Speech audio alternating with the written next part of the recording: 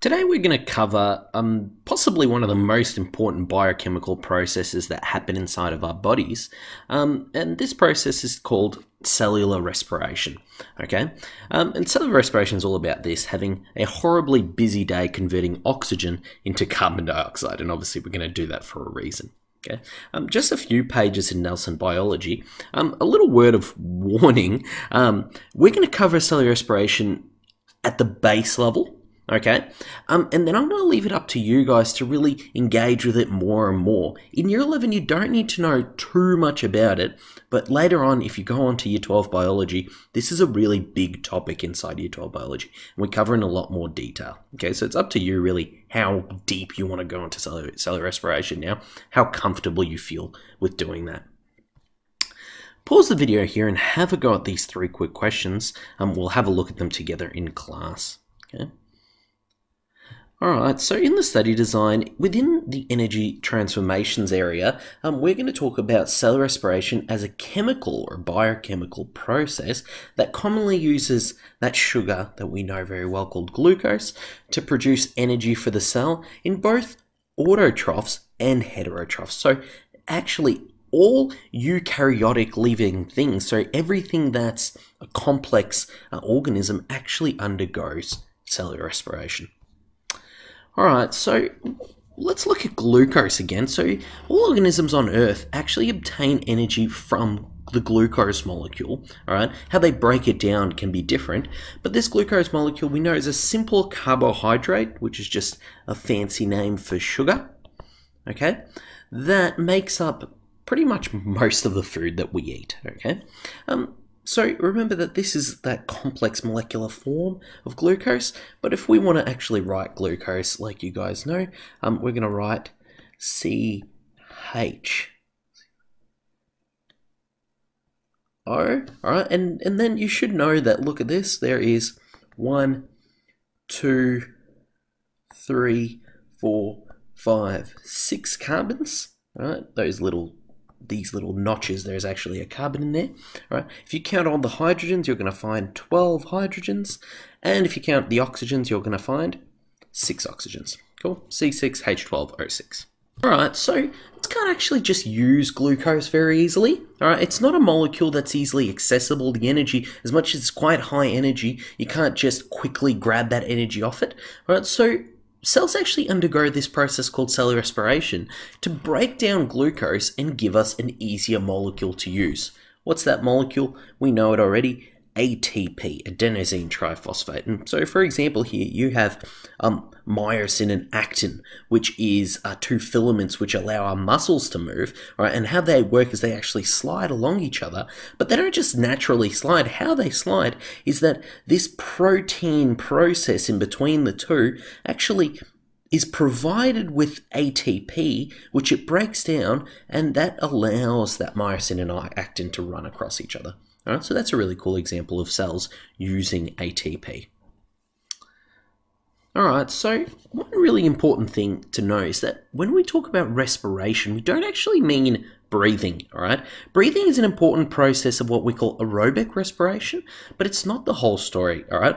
Cellular respiration really is a biochemical process, so it's a series of reactions where we're breaking down glucose, okay?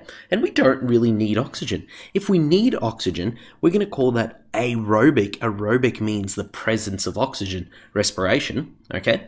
And this requires oxygen and breaks down glucose completely, getting lots and lots of ATP out, so it's good respiration, the one we want. Some animals can only do what we call anaerobic respiration. Animals have the capacity to do anaerobic respiration. For example, us as humans, we do this, all right? But it doesn't require oxygen, and the glucose isn't completely broken down, and we get only a tiny amount of ATP compared to that aerobic respiration.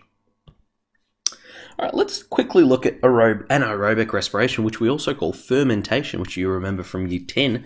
The whole wine-making process is around this fermentation. It's a much simpler process where the glucose is broken down just in the cytoplasm of cells, so both eukaryotes and prokaryotes can do this.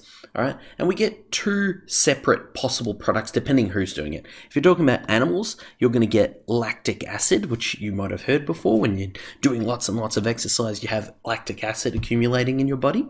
All right, in plants and in fungi like yeast, you get carbon dioxide and ethanol, which is an alcohol produced, and this is where we're talking about fermentation that it happens in the winemaking. Okay, we're going to focus more though on aerobic respiration because aerobic respiration's the more important one for us as humans for sure.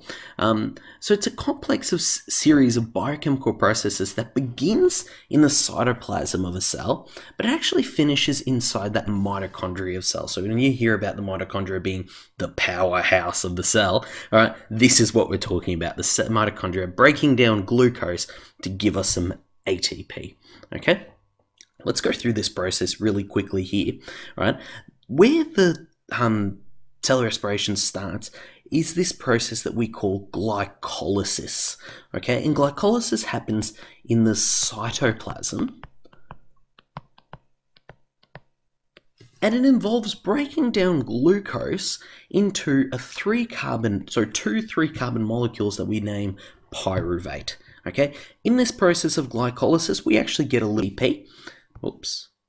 And not only that, but this process of glycolysis is actually the same process that happens in anaerobic respiration. Just the difference is we're going to stop here in anaerobic, but because we're doing aerobic respiration, we're going to keep going. We're going to take this pyruvate into the mitochondria.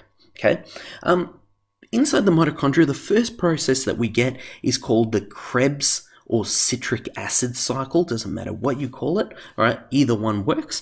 And in the Krebs cycle, we also get a little bit of ATP being made, all right. In glycolysis, we get about 2. In citric Krebs cycle, we get about 2 ATP, so tiny bit of ATP being made. But most importantly, we get these electron carriers, which are energy carriers, what we call NADH and FADH, okay.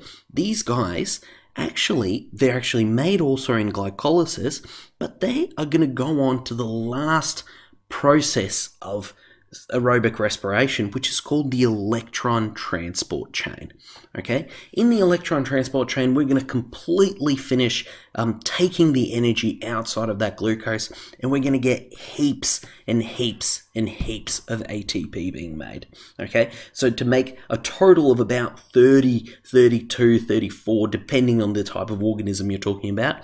Okay, lots and lots of ATP being made, and most of it is inside of this electron transport chain. Okay, so it's quite important for you guys to understand the process of aerobic respiration in terms of the word and the chemical equations.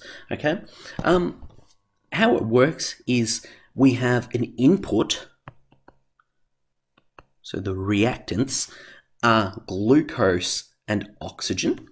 Okay, and in the in the presence of mitochondria and having aerobic respiration happening, we're going to have outputs. So the products of carbon dioxide, water, and about 32, sometimes 38, but you're not actually ever going to get 38 molecules of ATP. I'm not too fussed about the amount of ATP, just know it's around in the 30s, okay? We'll talk about why it's so not exact anymore as we used to think back in the day, okay? But let's look at the actual molecules. How much of each one do we get? So remember, glucose is C6H12O6, okay? We also have an input of 6 oxygen molecules, okay? If we look at the outputs and just ignore the ATP for now, all right, to actually even that out, balance out the two sides, we're going to actually need 6 carbon dioxide molecules and 6 water molecules being produced. Right? If you go through and count out all the carbon, hydrogens, and oxygens, you're going to see it all balances out. But it's not too bad of an equation to sort of know. All you have to know is we have 1 glucose and 6 oxygens turning into 6 carbon dioxides and 6 waters. All right, the next thing we're going to actually talk about is the complementary process of cellular respiration. This process is called photosynthesis. But I'm just going to mention first that these processes are really closely linked, and it's really obvious inside of plants which do actually do both of these processes, because today we talked about how cellular respiration requires glucose and oxygen, all right, and then happens in the mitochondria, and it produces water and carbon dioxide, okay? Photosynthesis, on the other hand, it requires carbon dioxide and water and produces oxygen and glucose, right? So sometimes you can see that these two processes are reversible in this way.